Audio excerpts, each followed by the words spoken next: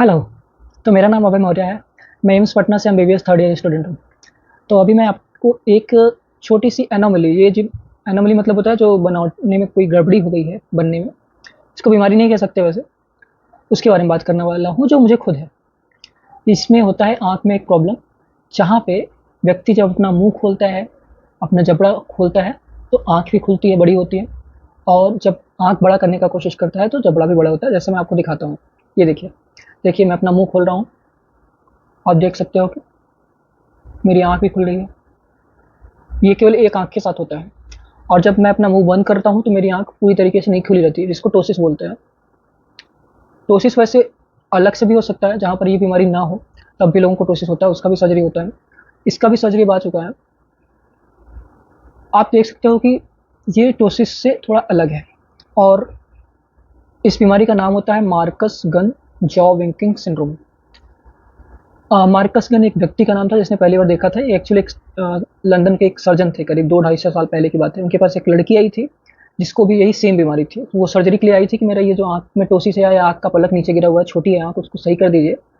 लेकिन उस सर्जन ने देखा कि इसका केवल आँख छोटा नहीं है, बल्कि इसके साथ एक और बड़ी ही एक तरीके से मज़ेदार प्रॉब्लम है। वो ये है कि जब भी ये कुछ खाती पीती है, बोलती है, तो इसका आँख बड़ा होता है, छोटा होता है। तो ये बड़ा छोटा होना उसको पहली बार मिला था।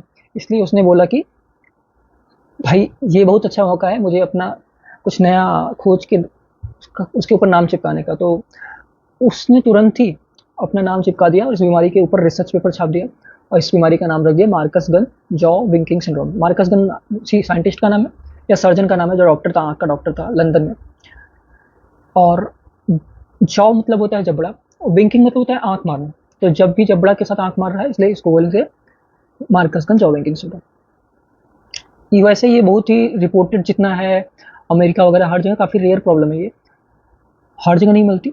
मुझे भी अभी तक ऐसा कोई मिला नहीं है पर्सनली जिसको ये प्रॉब्लम हो।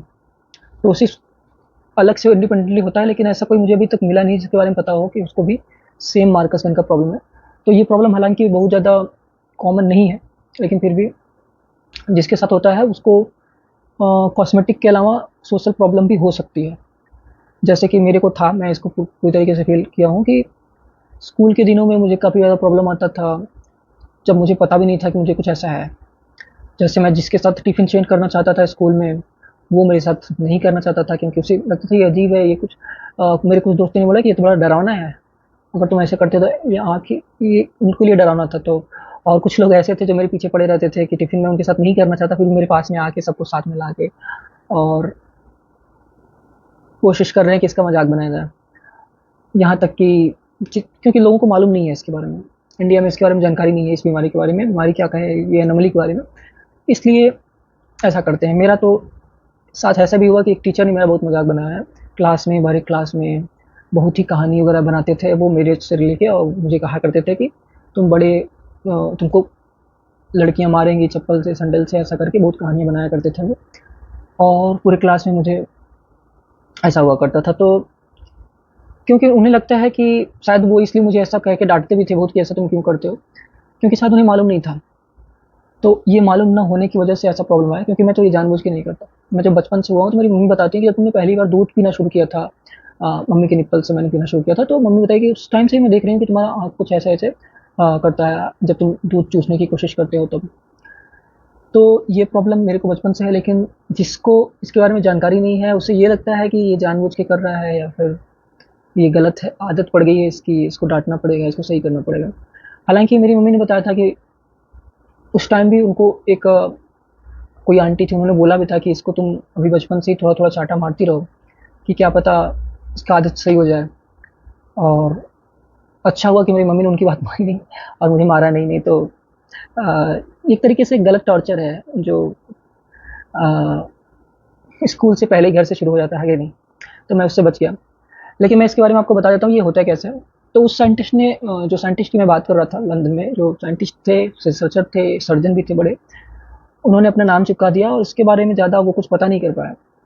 उसके 10-20 साल बाद ही उनकी मौत हो गई। फिर एक नए साइंटिस्ट आए थे, उन्होंने इसको थोड़ा इवोल्यूशन से जोड़ के देखा। उन्होंने बोला कि देखो, मैंने देखा है अपने रिसर्च में कि जो मछलियाँ और छोटे छोटे पौधे के जानवर होते हैं, उनमें भी ये सेम थिंग होता है कि जब वो अपना मुँह खोलते हैं कोई अपना शिकार पकड़ने के लिए, जैसे कोई मछली, शार्क वगैरह हो गई, तो वो अपना मुँह खोलते हैं तो उनका आँख भी बड़ा हो जाता है। आँख से खोला, आँख भी बड़ा हो जाता है।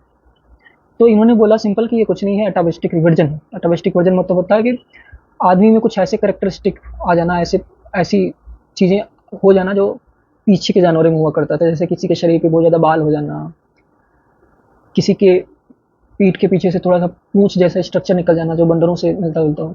तो इसको अटाविस्टिक रिवर्जन बोल के उन्होंने छोड़ दिया। और उसके काफ़ी समय बाद जब मॉडर्न मेडिसिन और मॉडर्न टेक्नोलॉजी आई तो उन्हें इसके ऊपर काफ़ी ज़्यादा रिसर्च किया उन्होंने, लोगों ने किया और पता चला कि इसमें सिनर्जिसिस होता है, सिनर्जिसिस ऑफ नर्व्स। नर्व्स मतलब होता है कि आप क्या कह सकते हो, हिंदी में नाड़ी बोलते हैं, जो तार हमारे दिमाग से दौड़ती है। जैसे हमने दिमाग से सोचा कि हाथ को मोड़ना है, उंगली को मोड़ना है, तो हमारे हाथ मुड़ती है।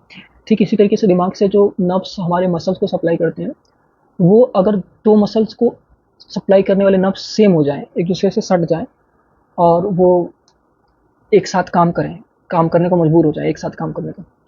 ठीक ऐसे कि एक तार दूसरे तार में है तो एक तार से करंट जाएगी तो दूसरे का तार से भी करंट जाएगा ही जाएगा, क्योंकि दोनों टच हो गए हैं। तो इसीलिए ऐसा होता है कि यहाँ पे देखिए एक मसल होता है, यहाँ पे अगर आपने हड्डी के बारे में थोड़ा भी जाना हो तो ये जबड़ा वाला जो हड्डी होता है, यहाँ से एक मसल ऐसे जाती है, जो मैं अगर अपना इधर से खींचता हूँ तो वो मसल काम करती है। तो उस मसल के काम करने के साथ जो दूसरा मसल को नर्व सप्लाई करती है, ऑक्यूलोमोटर नर्व, और इधर से ट्राइजेमिनल नर्व होता है, तो दो नर्व्स जो है उनमें सिनर्जेनेसिस हो जाता है। इस वजह से ऐसा होता है। तो अगर ये मसल काम करेगी, यानी जबड़ा मेरा खोलने के लिए ये मसल काम करेगी, तो आप ये वाले मसल्स जो आँखों के ऊपर होते हैं वो भी काम करते हैं। इसका उल्टा भी होता है। इसका उल्टा का मतलब है, अगर मैं अपना आँख बड़ा करने का कोशिश करूँ तो आप देखोगे कि इधर का जबड़ा मेरा अपने आप थोड़ा ऊँचा मतलब खुलने लगता है। तो ये होता है सिनर्जेसिस मसल। ये मतलब सही नहीं है, कॉमन नहीं है। कुछ शरीर के पार्ट्स में कॉमन भी हो सकता है, जैसे हमारी उंगलियों को आप देख लो कि अगर ये उंगली को मैं यहाँ से मोड़ने का कोशिश करूँ फर्स्ट जॉइंट से, तो मैं मोड़ने का कोशिश इसको कर रहा हूँ लेकिन ये भी मुड़ रहा है। तो ये भी सिनर्जेसिस का एग्जाम्पल है, क्योंकि इधर से जो नर्व्स आ रही होंगी वो दोनों एक दूसरे में इतना टच्ड है कि एक काम करेगी तो दूसरा भी काम करेगी ही करेगी। तो ठीक ऐसे ही कि इसीलिए ये वाला मसल जब काम कर रहा है तो ये वाला मसल अपने आप काम कर रहा है। तो ये वैसे बहुत बड़ी प्रॉब्लम नहीं है अपने आप में, बट इसका जो कॉस्मेटिक और सोशल इम्पैक्ट वो काफ़ी ज़्यादा होता है। फिर लोगों को ऑकवर्ड तो लगता है, लेकिन जैसे ही लोग जानते हैं कुछ उनके सवाल होते हैं कि क्या इससे देखने में कोई प्रॉब्लम आता है क्या? तो मैं आपको बता दूं कि देखने में इससे कोई भी प्रॉब्लम नहीं आता, मतलब कोई भी प्रॉब्लम नहीं आता। अगर आपने चाइनीज़ लोगों को भी देखा होगा, उनका आँख और भी छोटा हो जाए तब भी उन्हें देखने में कोई प्रॉब्लम नहीं होता। तो देखने में कोई प्रॉब्लम नहीं है। कॉस्मेटिक प्रॉब्लम ये आती है कि जैसे आपने देखा होगा मेरा ये जो भौं है ये थोड़ा ऊपर चला जाता है, क्योंकि हमारा ब्रेन लगातार ये कोशिश करता रहता है कि इसको ऊपर उठाया जाए, लेकिन बिना मुँह खोले इसको ऊपर उठाने का कोई रास्ता है नहीं। इसलिए मेरा ये भौं अपने आप उसको कॉम्पेंसेट करने की कोशिश करता है कि यहाँ से शायद उठ जाए, ये आँख का पलक ऊपर चला जाए। इसलिए आप देखोगे कि मेरा ये जो भौं है थोड़ा इससे ऊपर दिखता है। ये एक हो गया। तो देखने में वैसे कोई प्रॉब्लम नहीं है। अब कुछ लोगों का सवाल होता है कि क्या ये बच्चों में फैलता है? मतलब क्या मेरे बच्चों में ये जाएगा? तो इसका सवाल का जवाब है नहीं।